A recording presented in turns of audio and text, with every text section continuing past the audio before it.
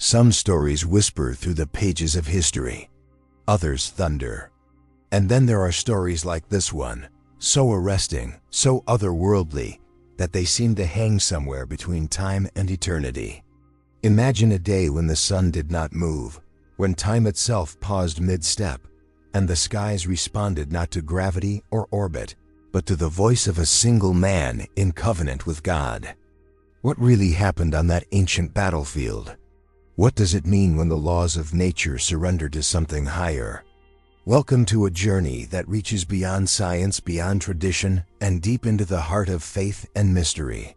Before we go any further, if you're drawn to stories like this, stories that blend biblical power, divine timing, and spiritual insight, make sure to subscribe to the channel so you never miss a message like this. Like this video if it speaks to you, and leave a comment to share your thoughts or reflections. Every interaction helps us spread these powerful truths to others who need encouragement, inspiration, and maybe even a miracle of their own. In the book of Joshua chapter 10, tucked within a broader narrative of conquest and obedience, is a moment that seems to pull the fabric of reality into question. As Israel fought a coalition of Amorite kings, led by a commander whose trust in God had already been proven again and again, something astounding happened. In the middle of battle, with the enemy retreating but the day running short, Joshua looked to the heavens not for signs but for action. And what followed was nothing short of a cosmic interruption. The sun stood still, the moon stopped, and daylight held its breath until the victory was complete. Skeptics and believers alike have wrestled with this passage for generations. Was this poetic language meant to convey triumph? A misinterpretation of a natural event, like an eclipse or atmospheric illusion? Or was this truly what it claims to be, an act of divine suspension, a heavenly response to a prayer spoken in absolute alignment with God's will? We won't answer every question today, but we will trace the wonder, the weight, and the implications of this extraordinary event. Because what matters most may not be how it happened, but why it happened and what it means for you now. The story of Joshua's long day invites us into a divine tension, where heaven and earth are not separate realms, but deeply connected realities. This was not a private moment of meditation or a solitary vision. It was a public historical occurrence witnessed by thousands, etched into the collective memory of a people and preserved not as legend, but as testimony. And unlike many miracles confined to personal healing or individual transformation, this miracle involved the entire sky. The scope was not small, it was celestial. So as we begin this exploration, keep in mind that this is more than history. It is more than narrative. It is a call to consider what happens when humanity aligns so closely with divine purpose that even creation responds. Joshua's cry may have been ancient, but its echoes are timeless. And if you've ever felt like your life was running out of time, like your battle was too great and the hour too late, then this message is for you. The same God who held back the sun still moves on behalf of those who trust Him. Before the sun paused in its course, before time yielded to the cry of a single man, there was a journey not of celestial movements, but of inner transformation. That journey belonged to Joshua. Often remembered as the general who led Israel into Canaan, he was far more than a warrior. He was a man intricately shaped by the Word, by the weight of legacy, and by the fire of obedience. To understand the miracle that later unfolded in the sky, one must first understand the man who dared to ask for it. Joshua did not emerge from the shadows as a ready-made hero. He was born into slavery in Egypt, a child of a people long oppressed and burdened by Pharaoh's chains. He tasted the bitterness of bondage, he saw the cruelty of taskmasters, and he knew what it meant to cry out for deliverance. Yet unlike many who longed only for release, Joshua carried something else, a sensitivity to the presence of God, a heart already inclined toward trust, even when the path was obscured. He first appears in the scriptures not as a commander, but as Moses' assistant, a young man who lingered in the tent of meeting long after others had left. According to Exodus chapter 33 verse 11, while Moses returned to the camp after speaking with God, Joshua remained in the tent. That quiet lingering says more about his character than any title or rank. He was not driven by ambition, but by presence. Not by position, but by proximity to the divine. It is important to understand that Joshua's rise to leadership did not begin on a battlefield, but in the shadows of faithfulness. While others grumbled in the wilderness, he watched. While others doubted, he listened. And when Moses sent 12 spies into the land of Canaan, Joshua was among them. 10 returned with fear in their hearts, speaking of giants and fortified cities. But Joshua, along with Caleb, saw something different. He saw a promise instead of a problem. He saw opportunity where others saw opposition. That moment, recorded in Numbers chapter 14, revealed the raw essence of his faith, not blind optimism, but clarity born from trust. Yet even then, God did not elevate him. Joshua waited. He served. He walked beside Moses through rebellions, droughts, divine judgments, and sacred revelations. He stood at the base of Mount Sinai while thunder rolled overhead. He watched his mentor commune with God face to face. And through all of it, Joshua did not try to seize authority. He waited for it to be entrusted. By the time Moses died, Joshua had become more than a servant. He was a vessel prepared. Not only had he observed divine power at work, he had learned how to follow it. And that is what made him ready to lead.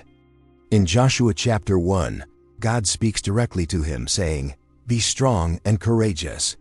As I was with Moses, so I will be with you." These were not empty words. They were confirmation that Joshua's strength would not come from his sword, but from the same voice that once split the sea and shattered Egypt's pride. As the leader of Israel, Joshua was tasked with an impossible mission, conquering a land filled with enemies, cities built for war, and cultures that bowed to foreign gods. But he never treated the conquest as a military campaign alone. For him, it was holy ground. Every step taken was not just advancement, but fulfillment of a divine oath given generations earlier to Abraham. He was not just reclaiming territory. He was confirming covenant. And even in moments where fear could have seized him, Joshua remained obedient. The Battle of Jericho is a striking example. The command made no military sense. Marching around a fortified city in silence for days, blowing trumpets instead of launching attacks, seemed absurd. But Joshua followed every instruction precisely. And the walls did fall, not by force, but by faith. What makes Joshua's story extraordinary is not that he won battles, but that he never placed himself at the center of them. He was a vessel, not a source. And because of that, God worked through him in ways rarely seen. The miracle of the sun standing still did not happen in a vacuum. It was the culmination of a life steeped in obedience, seasoned with humility, and aligned with divine timing. We often think that bold prayers are what move heaven, but in Joshua's case, it was a lifetime of quiet obedience that built the platform for one extraordinary request. He did not cry out to God in desperation or arrogance. He cried out in the middle of doing exactly what he was called to do. He had not deviated from the path, had not compromised the mission, and had not acted out of personal gain. He was simply continuing in faithfulness, and that faithfulness gave him the confidence to ask the unthinkable. To grasp the significance of Joshua's character, we must consider what kind of person would dare to ask God to halt the sun. Not just someone with courage, but someone who had cultivated relationship. Someone who had walked through fire, shadow, silence, and storm, and still chose to trust. Someone whose identity was not built on victories, but on submission to the one who grants them. Joshua teaches us that divine favor is not a lightning bolt that strikes the fortunate, but a steady flame that rests upon those who walk in alignment with God's purpose. His life was not flawless, no life is, but it was marked by consistency, by listening, and by choosing faith when logic failed. In the modern world, where leaders rise through charisma or strategy, Joshua remains a quiet contradiction. He led with humility, fought with conviction, and governed with the awareness that he was never truly in control. And maybe that is the secret. Maybe the reason the sun stopped that day was not just because of Joshua's words, but because of the life behind those words. A life that God could trust. Before heaven responds to a cry, it watches the one who cries out. Before the universe shifts, it listens for the voice that has been faithful in silence. And so, when Joshua lifted his voice on that battlefield, creation obeyed, not just because the words were bold, but because the man had been. Understanding Joshua is not about admiring a historical figure. It is about realizing what is possible when a life is surrendered in quiet, daily obedience. The halted sun was a miracle, yes, but it was also the natural result of supernatural alignment. Joshua was not just a warrior. He was a carrier of divine instruction, a steward of covenant, a man of the word long before he became a man of war. And this changes the question entirely. It is no longer, why did God stop the sun? It becomes, who must you be for God to shift the cosmos in your favor? No miracle comes without a storm. No divine display descends from heaven without a weight pressing down first upon the earth. Long before the sun froze above the valley of Ajalon, long before time bent to the voice of a man, a different kind of movement stirred, one born of fear, anger, and rising resistance. It began with kings, it spread through cities, and it escalated into a confrontation soaked in blood, dust, and desperate cries. The land of Canaan was already a mosaic of tension long before Israel crossed the Jordan. Tribes and city-states, each with their own rulers and gods, held dominion over the land that God had promised to Abraham. The people who dwelled there were not strangers to war. They built high walls, forged iron weapons, and trusted in the strength of human alliances. Their culture was deeply intertwined with violence, ritual worship, and practices that defied the holiness God had called his people to embody. But as Joshua and the Israelites moved through the land with divine backing, news of their victories spread like wildfire. Jericho, once an impregnable fortress, had collapsed without a single sword thrust. Ai, after a momentary setback due to disobedience, had fallen in dramatic fashion. The surrounding nations were no longer dealing with nomads wandering in the wilderness. They were now facing a people with momentum, unity, and a cause rooted not in conquest, but in covenant. It was this growing sense of threat that drew the 5 Amorite kings together. These were not ordinary men. They were rulers hardened by years of territorial defense and regional politics. Their names, though largely forgotten by history, represented cities that stood as symbols of resistance against Israel's divine mandate: Jerusalem, Hebron, Jarmuth, Lachish, and Eglon. These kings did not unite because of friendship. They united because of fear. And their fear had a focus: Gibeon. When the Gibeonites, shrewdly and desperately, made a covenant with Israel to save themselves from destruction, it shattered the balance of power. Gibeon was not a weak village hiding in the hills. It was a strong city with seasoned warriors and strategic importance.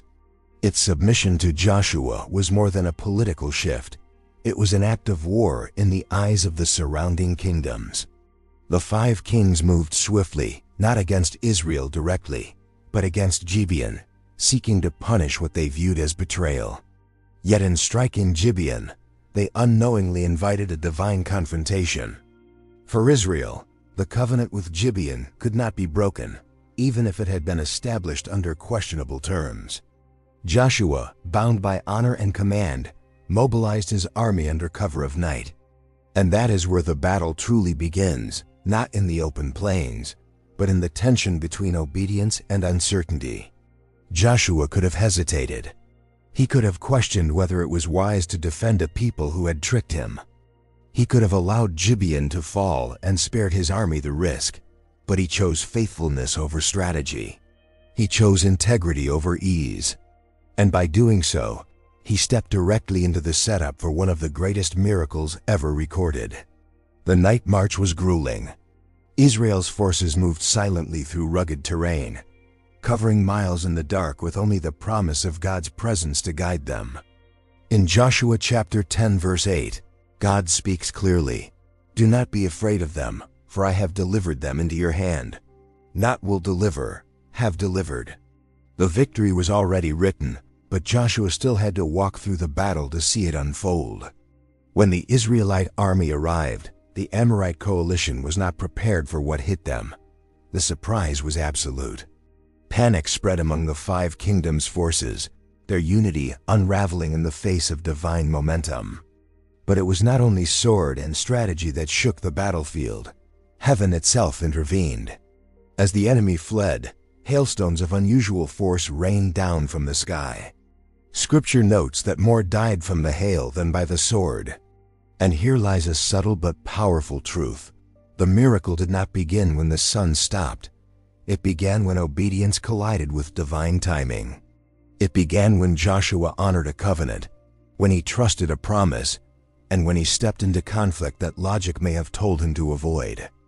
Every clash of swords, every cry from the wounded, every particle of dust lifted from the earth beneath rushing feet. It was all part of a scene charged with more than violence. It was sacred ground. Because in biblical warfare, the physical and the spiritual are never fully separate. What unfolds in the flesh often mirrors what is happening in the unseen. The 5 kings were not merely defending territory, they were resisting divine purpose. Their alliance was a last stand against a movement backed not by military might, but by holy calling. And for Israel, each step forward was more than progress. It was possession. The land was being claimed, not stolen. This is why the battle matters. It is not simply a prelude to a supernatural moment. It is a testimony to the way obedience often walks straight into conflict. We often desire miracles without the struggle that precedes them. But in this account, struggle is not a sign of divine absence. It is evidence of divine preparation. The dust and blood were not obstacles to the miracle. They were the context that made the miracle necessary. Joshua's army fought not because they loved battle, but because they loved the God who called them. And in that messy, violent, uncertain space, God moved. Not after the battle, in the middle of it. With hail from the sky and strength in their limbs, the Israelites pressed forward. And as the enemy scattered across the valleys, a new problem arose, not of strategy, but of time. The day was ending, and the victory was incomplete. What followed next would become the climax of the story, the point where heaven and earth touched in an unforgettable way. But that moment could never have existed without this one. The moment when men chose obedience over safety, when war came to the faithful, and when prayer rose not from comfort, but from chaos. This is how miracles begin, not in silence, but in shouting. Not in peace, but in pressure. Not in comfort, but in the collision between human weakness and divine strength. The battle before the miracle is not a footnote. It is the furnace where faith is refined. And only in that place, where dust and blood mingle with prayer, does heaven begin to open. The clash of weapons still echoed across the valley, the breath of warriors quick and heavy, the ground beneath their feet slick with sweat, earth, and the remnants of fallen men. But amid the chaos, amid the roaring tension of battle that pulsed like a drumbeat through the dust-laden air, something else rose, something invisible to the eyes of soldiers, yet impossible to ignore in the heavens above. It was a prayer, not whispered in the stillness of a sanctuary, not lifted quietly in solitude, but shouted into the open sky in the heat of war, raw with urgency and certainty. And that cry came from one man, Joshua. It is easy to underestimate the weight of this moment if one forgets the context. The enemy was fleeing but not yet defeated. The battle tilted in Israel's favor, but night threatened to close the curtain before the victory could be secured. In most scenarios, a commander would have counted the ground gained, retreated for the night, and planned for renewed engagement come sunrise. But Joshua was not fighting based on circumstance or military calculation. He was fighting in step with divine command, with a mission not merely to win, but to fulfill. And so, when the sun began its descent and time appeared to oppose the completion of what God had started, Joshua did not accept limitation. He addressed the sky itself. He lifted his voice and declared, "Sun, stand still over Gibeon. Moon, over the valley of Ajalon."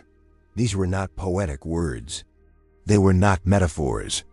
They were commands spoken into open space with absolute confidence that they would be heard and answered. This was not the desperation of a man at the end of his strength. It was the declaration of someone who knew the voice of God well enough to echo it without hesitation. Joshua had no precedent for this kind of request. No scroll recorded a moment when the heavens themselves paused in response to a human voice. He could not draw from tradition or testimony. He could only draw from trust. That kind of boldness does not spring up in a moment. It is cultivated over years of obedience, years of listening, years of responding to divine nudges in both silence and storm. When Joshua spoke to the sun and the moon, he was not testing God. He was aligning himself with what had already been promised. The battle was to be theirs. The enemy was to be defeated. The land was to be taken. And if time stood in the way, then time itself must bow. The narrative does not linger on the emotional state of Joshua at that moment.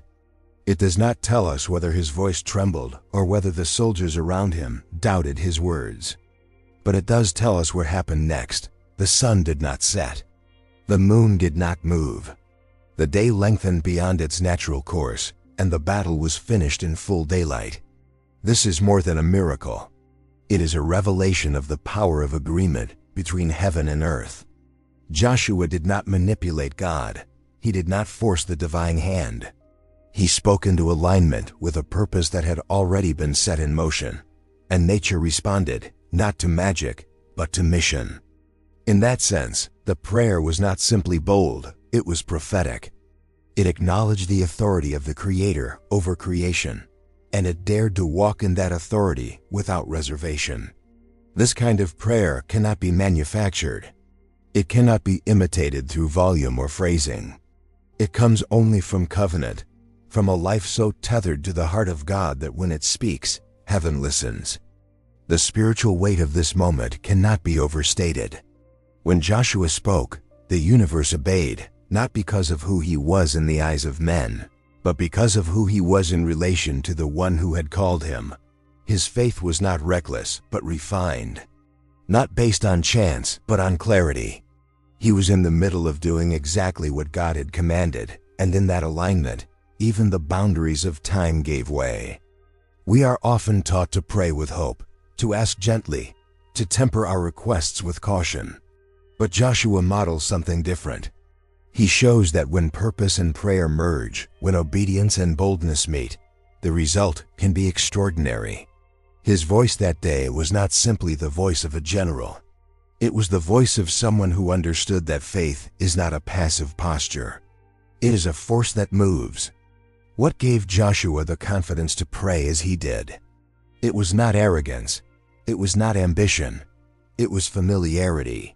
He had walked with God long enough to know that divine intention does not shrink before natural barriers. He had seen the walls of Jericho fall without a battering ram. He had watched the Jordan River part without the wind. He had heard the voice that said, "Do not be afraid, for I have delivered them into your hand."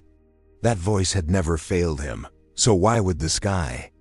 And in that, the story opens into something larger than one man or one battle. It becomes a portrait of how heaven responds to those who dare to pray in agreement with divine will. It becomes an invitation to leave behind timid faith and embrace the kind of courage that steps beyond routine into the miraculous. Not every prayer stops the sun, but every prayer spoken from covenant carries power. The miracle of Joshua was not merely in the motionless sun. It was in the motionless doubt, the absence of hesitation, the silence of fear. He asked because he believed, and he believed because he had lived a life where God had never shown himself unfaithful. And perhaps this is the part that resonates across generations. Not the astronomical debate or the historical curiosity, but the reminder that heaven bends to hearts that are in sync with divine rhythm. Joshua did not need a temple, a prophet, or a sign in the clouds. He stood under the open sky and declared what needed to happen, and it did. In our own lives, moments arise when the sun seems to be setting on something unfinished, when time appears to be running out before the promise has been fulfilled. In those moments, the lesson from Joshua is not to panic, but to pray. Not to surrender to the ticking of the clock, but to ask heaven to hold it still, if that is what the mission requires. Because when faith is rooted in divine instruction, when our lives are shaped by obedience and trust, even the natural world becomes a servant to God's plan. And in that sacred alignment, the sky does not just listen, it responds. As the story of the halted sun echoes through time, it inevitably stirs minds far beyond the realm of theology. Historians pause. Scientists lean in. Astronomers scan the records of the heavens with cautious curiosity. What Joshua witnessed and what the people of Israel experienced was not just a disruption of war or weather. It was a moment that seems to pull at the very fabric of natural law. And in that disruption, questions emerge like stars in the night sky. Questions that stretch from sacred text to stargazing observatories, from ancient scrolls to modern algorithms. Could such a moment be explained not only through faith, but also through reason? Those who seek to interpret the event through a scientific lens have long been drawn to the idea of celestial mechanics, how the heavens move, how time is measured, and how extraordinary anomalies might align with known physical principles. One of the earliest suggestions offered by commentators and scholars is that the event described in Joshua might have been a solar eclipse, something rare yet naturally occurring, capable of changing the quality of daylight in a dramatic way. However, eclipses do not prolong the day, they darken it. They do not stop the movement of the sun and moon across the sky. They briefly obscure it. The account in Joshua, however, speaks not of sudden darkness, but of extended daylight, a full day of uninterrupted sun, sufficient to complete a decisive military campaign. Another theory turns to the possibility of a polar shift, where the Earth's axis might have momentarily tilted or realigned, altering the rotation just enough to elongate the visible passage of the sun. Though theoretically conceivable in extreme geological terms, such a shift would have resulted in catastrophic consequences: tsunamis, tectonic chaos, violent disruption of climate. Yet the text gives no hint of such destruction accompanying the miracle. The battlefield remained intact, the soldiers continued their advance, and the only anomaly noted is the delay of sunset. A massive geological shift would likely have left much more evidence, and yet, history remains largely silent on such devastation at that time. Then comes the notion of time dilation, a concept from the realm of physics, particularly in the theory of relativity. Under certain conditions, time can appear to move slower or faster depending on velocity or gravitational forces. Could it be, some have wondered, that time itself bent around this moment? That a localized suspension of temporal flow occurred, not by altering the sun or moon, but by altering the human experience of time. The problem with this line of thought is not its lack of creativity, but its speculative nature. No human technology or observation today has recorded such a terrestrial phenomenon, and the account in Joshua does not describe a change in perception. It describes a change in reality.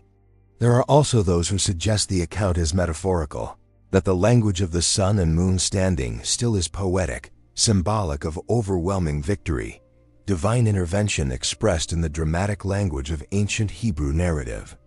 While Scripture often uses metaphor, especially in the Psalms and prophetic books, the book of Joshua is not framed as allegory. It is detailed, geographical, and matter-of-fact in tone. The description of the battle, the timing, the consequences, they all suggest the authors intended to report a literal physical occurrence. And beyond that, Joshua chapter 10 verse 14 emphasizes that there has been no day like it, before it or after it, not just because of the battle, but because the Lord heeded the voice of a man. If the event were symbolic alone, that statement would ring strangely out of proportion. Looking outward beyond the Bible, some researchers have turned to ancient cultures for corroboration. In records from civilizations as diverse as the Chinese, Egyptians, Babylonians, and even Central American cultures like the Maya and Aztecs, scattered references appear describing an unusually long day or night, a disruption in the expected order of time, or celestial irregularities. Chinese annals mention days of extended light. Aztec legends speak of a sun that did not move. Babylonian astronomers, meticulous in their star charts, record moments where the heavens did not behave as anticipated. These texts are not precise enough to confirm direct connection to the event of Joshua, and they often reflect mythological frameworks. Still, their presence across cultures, continents, and centuries invites curiosity. Could it be that a singular moment affected the whole earth? Could it be that what Joshua experienced was not localized, but part of a wider cosmic disturbance that imprinted itself in fragmented memory around the world? The limitations of ancient chronology make alignment difficult, but the consistency of themes, prolonged light, celestial stillness, disruption of day and night, points to something that resonated far beyond the borders of Israel. And if even a trace of this can be verified across traditions, then the story in Joshua may be less isolated than once assumed. All of this brings us to the edge of a quiet truth. Science and faith are not always adversaries. Sometimes they are two lenses pointed at the same mystery. Where science seeks mechanisms, faith seeks meaning. Where science asks how, faith asks why. And in this story, both questions deserve a place. The account of the sun standing still forces the reader to hold tension. It invites belief in the supernatural without demanding the abandonment of inquiry.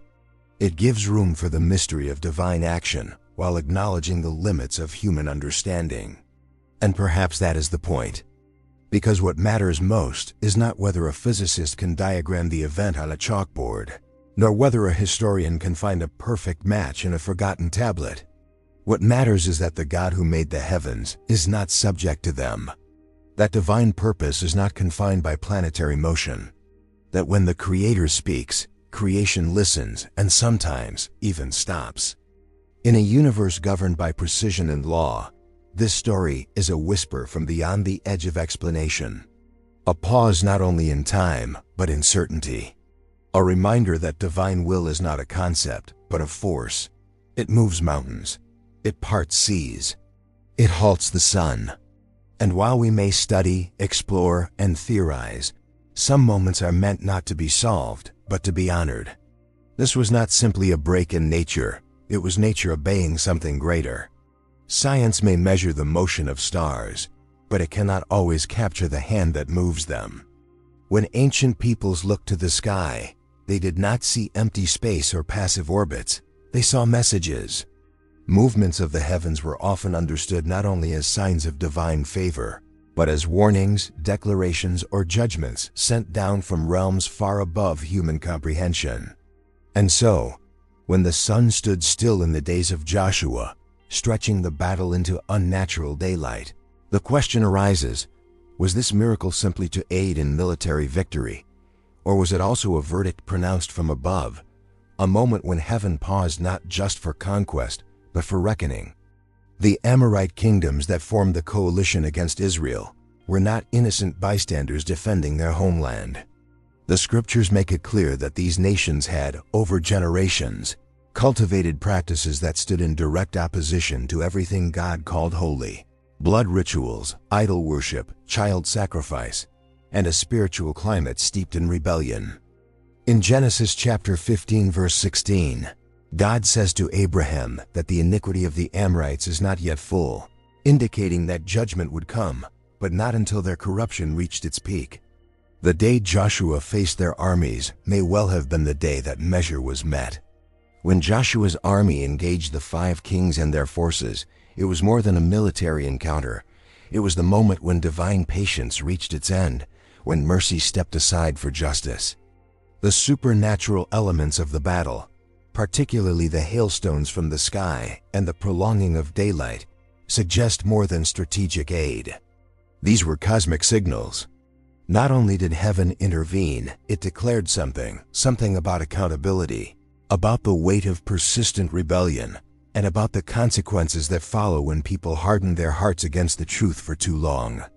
Throughout Scripture, natural phenomena frequently accompany moments of judgment. In Exodus, the Nile turned to blood and darkness covered Egypt before the firstborn were struck down. In the days of Elijah, drought afflicted the land for years as a consequence of idolatry. In the book of Amos chapter 8 verse 9, God says, "I will make the sun go down at noon, and darken the earth in broad daylight," a vivid image tied to judgment and lamentation. These are not disconnected events. They form a pattern in which the environment itself becomes a stage upon which divine justice is enacted.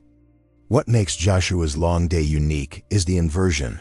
It is not darkness, but prolonged light, not hiding, but exposure. The sun, rather than vanishing, remains fixed in full view, casting its gaze over a battlefield where the sin of a people has culminated in destruction. And that may be the deeper layer of the miracle. The light did not retreat until judgment was finished. The enemies of Israel were not given a cover of night to regroup, to escape, or to prolong their resistance. They stood fully visible under heaven's extended glare, until the weight of their past and the verdict of their future collided in the dust of Ajalon. The pause of the sun can therefore be seen not only as an act of mercy for Israel, but as a final pronouncement for the Amorites. Time stopped because the record was full. The judgment that had been delayed for centuries could no longer wait. And when divine justice moves, it often does so with unmistakable clarity. Light that refuses to dim, hailstones that fall with lethal purpose, and the silence of heaven giving way to the sound of falling enemies. This view does not diminish the miracle, it expands it. It frames the event not merely as a gift to Israel, but as a response to a history of unrepentance. The timing is precise. The justice is complete. And the use of nature in this context reminds us that creation itself is not neutral. The heavens declare the glory of God, yes, but they also declare His judgments. Psalm 19 verse 1 speaks of this when it says, "The heavens declare the glory of God, the skies proclaim the work of His hands." That declaration can take the form of beauty, but also of boundary. To see the sun's stillness as a warning, one must understand the moral landscape of Canaan. These were not mere cultural differences. The practices that dominated those societies were deeply violent and spiritually toxic. God had given them centuries to change course, to turn from destructive paths, to heed the signs, and to choose truth. But when corruption becomes entrenched, when evil is defended and passed from generation to generation, judgment becomes not only inevitable but necessary. This also casts Joshua's obedience in a sharper light. His warfare was not conquest for the sake of empire. It was the fulfillment of justice long delayed. He was not erasing cultures. He was executing sentence. And the sun's stillness, hanging heavy above the battlefield, was the signature of divine authority confirming that the time had come. No more delay. No more mercy withheld from those suffering under the weight of the Amorite systems. The day lasted longer because judgment was not finished. In many ways, this moment is a reflection of the dual nature of God's power, tender in mercy, but fierce in righteousness. The same God who parted the Jordan for His people to cross is the God who refused to let night fall until the full measure of justice was served. And this aspect of the miracle challenges our modern sensibilities, where divine intervention is often romanticized as comfort, provision, or escape. Sometimes God intervenes not to prevent conflict, but to resolve it in finality. Sometimes the miracle is not deliverance from war, but the completion of a sentence carried out under full light. The miracle then becomes a kind of courtroom. The battlefield becomes a place of verdict. The sun, standing in stillness, becomes both witness and executor. And as the 5 kings flee and fall, as the armies are scattered, as the hailstones cease, And the day resumes its course. The message lingers. Justice was not delayed. It was fulfilled. This story challenges the reader to ask difficult questions, not just about miracles, but about justice, about timing, about what it means when divine patience runs out. It reminds us that God is not only a healer, a guide, or a savior. He is also a judge. And when he chooses to render judgment, the whole cosmos may respond in agreement. What hung above the valley of Aijalin that day was more than light. It was a verdict. And the earth, for one day, stood still to watch it unfold. Legends linger long after empires fall. Civilizations crumble, dynasties fade into dust, and cities vanish beneath the soil. But stories, especially those tethered to the sky, seem to find ways of surviving. Among ancient tablets, crumbling codices, and scrolls worn by time, certain whispers persist. Strange days when the sun did not behave, when light endured longer than nature intended, or when night refused to come. These accounts, scattered across continents and recorded in vastly different tongues, form a constellation of curiosity that reaches far beyond the borders of Canaan. And while none of them mention Joshua by name, they speak of moments so strikingly similar in tone and substance that one must wonder, did the whole earth bear witness to the day the sun stood still? To begin tracing these echoes, one must travel eastward into the heart of ancient China. The Shu Qing, one of the foundational texts of Chinese antiquity, records a moment when the sun lingered in the sky far longer than expected. Though the language is couched in mythic terms, the event is tied to a time of national upheaval, where nature appeared to respond to human error or cosmic imbalance. Later Chinese astronomical records, revered for their precision, note instances of inexplicably extended daylight, though the specifics remain elusive. It is difficult to date these with complete certainty, but the fact that such phenomena were noted at all raises the possibility of a shared memory encoded in different cultural frameworks. Further west, in the archives of ancient Egypt, certain temple inscriptions speak of a day unlike others, when the sun delayed its setting and pharaohs consulted their priests for meaning. Egypt, with its rigid solar calendar and deep reverence for Ra, the sun god, was especially sensitive to anything that disturbed the celestial rhythm. The Egyptians documented eclipses, solstices, and unusual star patterns with remarkable discipline. And within these records, hints emerge, suggestions of a prolonged day that caused confusion among astronomers and spiritual leaders alike. Again, the exact alignment with Joshua's timeline remains debated, but the parallels provoke serious attention. From the Middle East to Mesoamerica, the thread continues. The Aztecs, whose sun-centered theology governed not only worship, but the very architecture of their cities, preserved oral histories of a long day, a time when the sun refused to move and priests believed the world was ending. Similar tales exist among the Incas, who revered Inti, their sun deity, and marked time with meticulous solar observations. In both traditions, these occurrences were seen not as natural disruptions, but as moments of divine communication, when heaven interrupted the cycle to issue a warning or deliver judgment. The Babylonian record is perhaps the most scientifically intriguing. Known for their ziggurats and early star charts, the Babylonians tracked celestial motion with great care. On several cuneiform tablets, stored now in museum archives, references appear to irregular solar movements, notations by priests and astronomers that something unusual had occurred in the heavens. These observations, written in the language of omens, suggest a worldview where the divine regularly communicated through stars and sun. One tablet, sometimes called the Enuma Anu Enlil, contains a cryptic line about a day when the sun was struck and stood in the sky, a phrase many scholars have wrestled with, uncertain whether it refers to an eclipse, a dust storm, or something even more profound.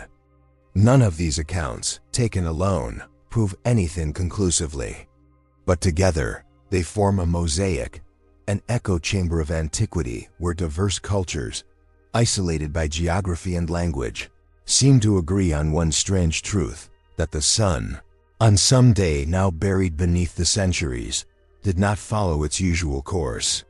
Skeptics argue that these are coincidences, myths born from local storms, optical illusions, or literary devices. Others point to the human tendency to embed symbolic meaning into nature. But those who read with an eye for patterns, who understand that truth often survives in fragmented form, recognize the deeper resonance. Stories separated by oceans and empires are still singing in the same key. Even beyond textual records, the rhythms of oral tradition carry similar motifs. Polynesian lore, passed down through chants and ritual dance, speaks of a day when the sun delayed and shadows refused to stretch. Aboriginal tales from Australia recount a season of unending light, when ancestors walked the land beneath a sun that would not sleep. And in some regions of Africa, tribal myths describe a moment when the sky refused to change, interpreted by elders as a divine decision to reveal something hidden. What all these accounts share is not merely the phenomenon of extended daylight, but the sense that it was intentional, intervention rather than accident, purpose rather than disruption. They carry the weight of reverence, fear, and awe. These were not meteorological curiosities. They were regarded as sacred messages. So could it be that the event recorded in Joshua chapter 10 was not isolated, not confined to a single battlefield, but something far larger? Could the sun's stillness have stretched over the globe, a singular cosmic event briefly uniting humanity in silent observation? And if so, what does that say about the nature of the miracle, not just in scope, but in intent? If Joshua's cry caused the sun to halt, and if other cultures recorded that same pause in different ways, then the battlefield of Aijalon may have been the focal point of a planetary moment, a moment when time itself leaned toward divine instruction. A moment when every corner of the world, regardless of creed or culture, was drawn into witness. The archaeological record remains limited, and scholars continue to debate the validity of aligning myth with history. But perhaps the search for confirmation misses the heart of the matter. What matters most may not be the precision of dates or the alignment of ancient calendars, but the agreement of memory, the persistent, shared whisper across centuries that something once happened in the heavens that no one could explain. And so, while the Bible gives us the most detailed account, it does not stand alone in its telling. It sings in chorus with voices from distant lands and forgotten scripts, all echoing a singular wonder. Somewhere in time, the sun stopped, and humanity in its many forms and languages noticed. Time to human beings is relentless. It marches forward without hesitation, indifferent to joy or sorrow, unmoved by our urgency or reluctance. It shapes our lives with rhythms we cannot alter, sunrise and sunset, aging skin and fading seasons, beginnings we chase and endings we fear. But when reading the account of Joshua and the halted sun, something within the human experience is challenged. The assumption that time is untouchable, that it flows only in one direction, that no power exists capable of pressing pause. And yet, the scriptures boldly present a moment when time itself was interrupted, not metaphorically, not spiritually, but materially, observably, unavoidably interrupted. The miracle described in Joshua chapter 10 is not merely an act of cosmic defiance. It is a theological statement about authority, and not just over nature, but over history. Because in this moment, God does not bend time for spectacle. He suspends it for purpose. That distinction is critical. This was not a display designed to awe the masses. It was a precise response to alignment between divine instruction and human obedience. Joshua was not standing still in inaction. He was moving forward in mission. And in the movement, God paused the hourglass. To begin exploring this, one must first consider what time is in relation to the Creator. In Psalm 90 verse 4, it is written, "For 1,000 years in your sight are like yesterday when it is past, and like a watch in the night." This verse reveals a foundational truth. God is not a participant in time. He is its author. He is not bound by the ticking of seconds or the sequence of events. He exists outside of chronology, unshaped by age, untroubled by delay. Time is a created framework, necessary for human life, but not essential to divine life. And so, when God interrupts time, He is not breaking the rules. He is stepping into a system He designed and altering it according to higher intentions. The clock, so to speak, is not a master in this equation. It is a servant. And in the hands of the Creator, it serves not efficiency, but meaning. Joshua's halted sun then becomes more than a historical marvel. It becomes a revelation of God's relationship with time, and by extension, His relationship with us. For those walking in obedience who feel delayed, forgotten, or pressed by the weight of unfinished purpose, this story offers profound comfort. It reminds us that God does not measure progress the way we do. He is not anxious about deadlines. He is not limited by the briefness of days or the length of nights. If His purpose requires time to stop, it will stop.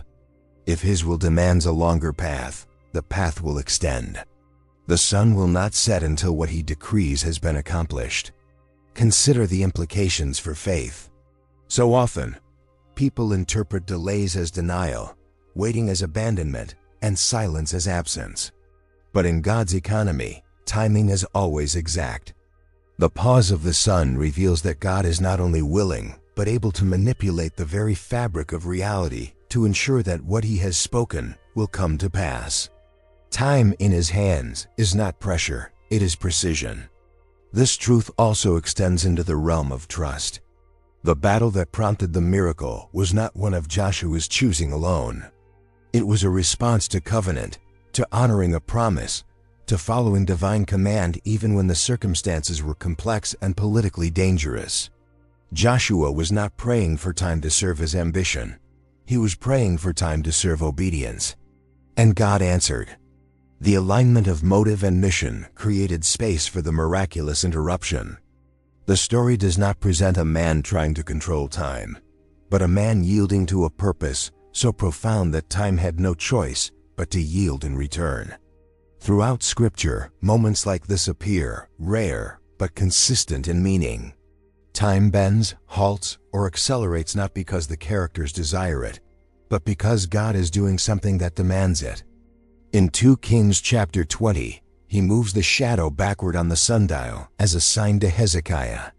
In the Gospels, Jesus seems to operate outside of time's limitations, knowing events before they happen, restoring life after the time of hope had passed, and rising from death precisely on the third day as foretold. These are not random occurrences.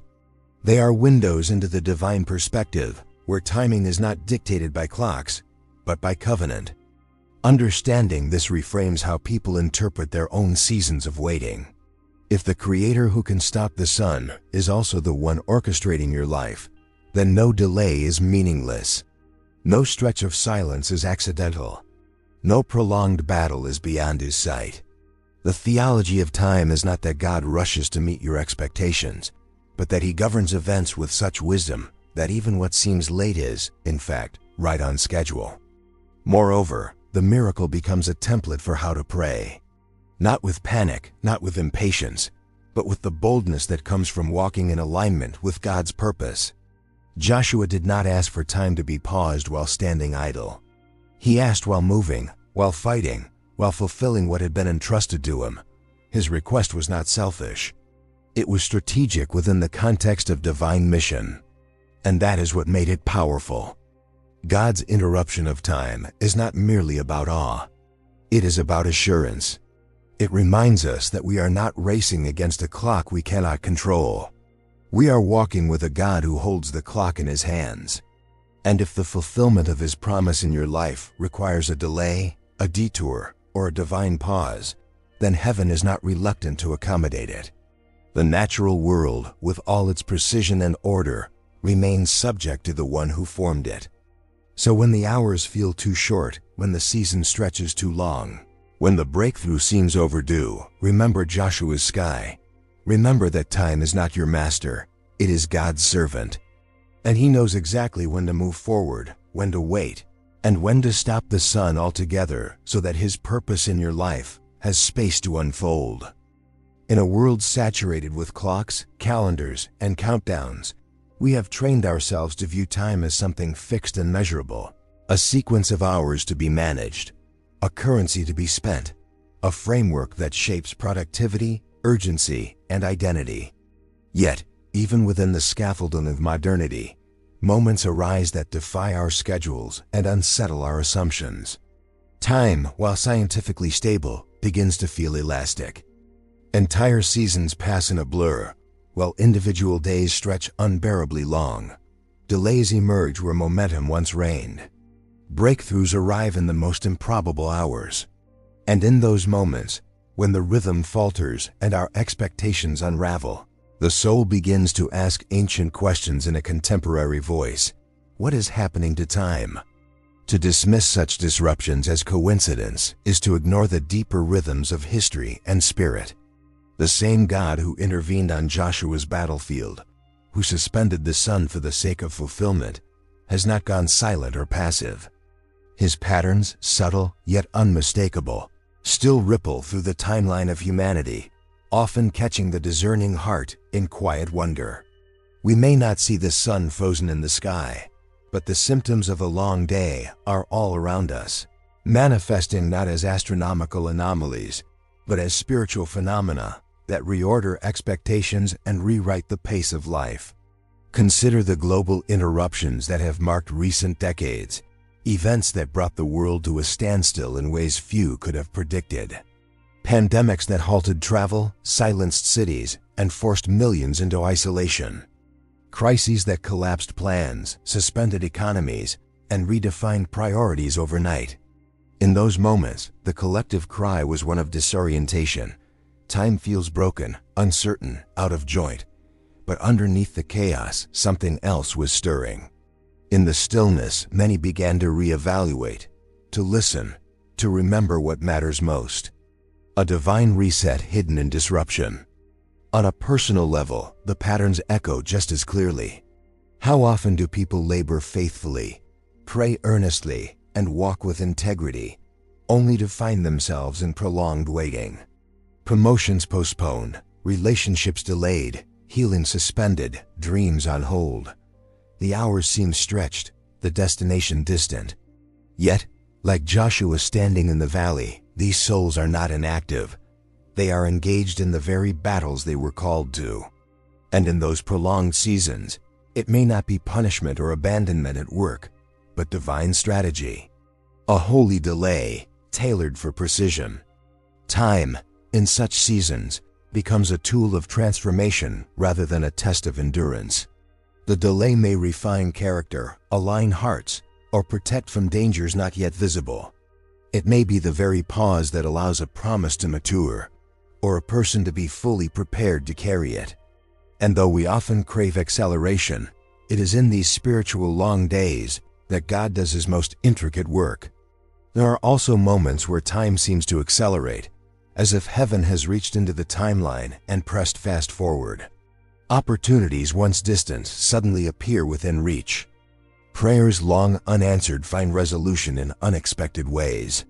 A conversation, a decision, a chance meeting, what might have taken years unfolds in days. These breakthroughs, though they wear the mask of chance, often carry the fingerprints of divine timing. They remind us that God does not operate within our calendar. He orchestrates moments to meet purpose, not pressure. Even history, when viewed through this lens, reveals a rhythm of divine interruption. The rise and fall of empires, the birth of revivals, the turning points of social justice or technological innovation. Many of these shifts emerge not through gradual progression alone, but through catalytic moments that seem to bend time itself. And always, in the heart of such shifts, there were people listening, praying, and moving in step with something greater than themselves. The challenge in modern times is not the absence of God's timing, but the scarcity of our attention. We are flooded with data, but starved for discernment. We count days, but rarely weigh them. We monitor time without asking what God is doing within it. Yet the patterns remain for those willing to observe. Moments of disruption that open space for transformation. Seasons of waiting that birth wisdom. Sudden alignments that defy logic. And so the question returns, not with fear but with invitation. Could we be living in another long day? Not one that freezes the sun, but one that stretches the soul, that calls the world to attention, that urges individuals and nations to look higher. A season where the ordinary passage of time has been interrupted for the sake of something extraordinary. A time when God is at work not by rushing events forward, but by holding them in place until the fullness of His plan can unfold.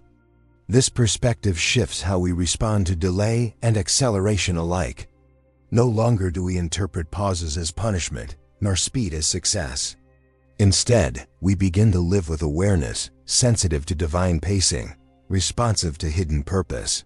We stop measuring our worth by what we've accomplished by a certain age or season, and start aligning with what God is shaping in us and around us, regardless of the timeline. Joshua's long day was not about astronomical wonder alone. It was about divine alignment with human obedience. That same principle applies now. When lives are lived in surrender, when choices echo eternal values, when people step forward in obedience regardless of convenience, time itself may yield, events may hold still, openings may widen, delays may become gifts. And in the quiet extension of a difficult season, or the sudden breakthrough after long waiting, the message remains clear.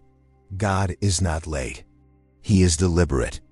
What the world calls a delay may be divine preparation. What feels like lost time may be protected purpose. And when heaven needs more room to complete what it has begun, time will wait. Not because we command it, but because God, in His mercy, commands all things in service of His will, including the clock. The story of Joshua's long day, while rooted in a distant battlefield and wrapped in the language of ancient times, does not belong to history alone. It was never meant to remain confined to the pages of sacred text or observed solely as a theological curiosity. Its heartbeat continues. Its rhythm pulses through the lives of those who dare to believe that the same God who once paused the sun still listens, still moves, and still responds to the voice of faith. Joshua's cry in the valley was not a cry born of spiritual perfection. It did not rise from a temple altar, nor was it the result of a rehearsed ritual. It came from the dust, from the urgency of battle, from a place of weariness laced with courage. And that is where faith often finds its truest form, not in polished moments of certainty, but in the in-between spaces, where risk collides with trust and action rises in the face of the unknown. Faith is not the absence of fear. It is movement in spite of it. What made Joshua's faith so powerful was not its volume, but its alignment. He prayed a prayer that matched the purpose God had already revealed. He did not ask for something abstract or self-serving. He asked for the sun to stand still because the mission was not yet complete. The promise had not yet been fulfilled. The victory was still unfolding. And he believed, with unshakable confidence, that God would not let that work remain unfinished. That same kind of faith is still possible today. Faith that moves the heavens is not reserved for prophets, kings, or ancient warriors. It is available to the one who listens when others doubt, who prays when others retreat, who obeys when the path is unclear. It is given to those who act not because the conditions are right, but because their hearts are right with the one who sends them. When the motive is obedience and the direction is clear, the authority to ask boldly is born. And that is what this miracle speaks into your life.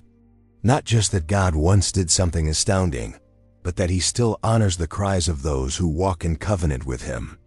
You may not need the sun to stand still, but you might need time to stretch, healing to come, doors to open, or peace to arrive when it feels long delayed. And in those moments, the story of Joshua is not a legend, it is a template. A pattern of how heaven bends to meet the steps of the faithful. Faith that moves the heavens begins with surrender. It grows in the soil of discipline. It matures through obedience. It is sharpened in the fire of testing. And then, when the time is right, it speaks, not as an echo of human desperation, but as a declaration rooted in divine alignment. That is the voice God honors. That is the prayer heaven answers. The miracle of the halted sun is ultimately a mirror.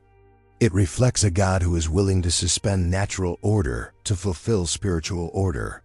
It shows a partnership between heaven and earth that is not passive but active, not symbolic but deeply real. When your steps are guided by faith, when your path is lit by obedience, then even the timing of your life is subject to divine choreography. You may feel delayed, but you are not forgotten. You may feel stretched, but you are not abandoned. God has not misplaced your prayers or misjudged your timeline. He knows exactly when to extend a day, when to interrupt a pattern, when to send hail from heaven or silence the setting sun. And if He did it once, He can do it again, not to impress, but to fulfill. Not for display, but for destiny. So what does this mean for you? It means you can pray boldly. It means you can walk confidently. It means your obedience is never wasted.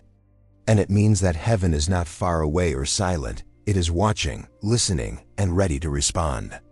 You do not have to be Joshua, but you do need to walk as he walked, close to God, committed to His purpose, courageous when the moment demands it.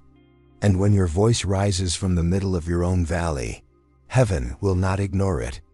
Whether the sun stands still or your strength is simply renewed, God will move in the exact way your moment requires.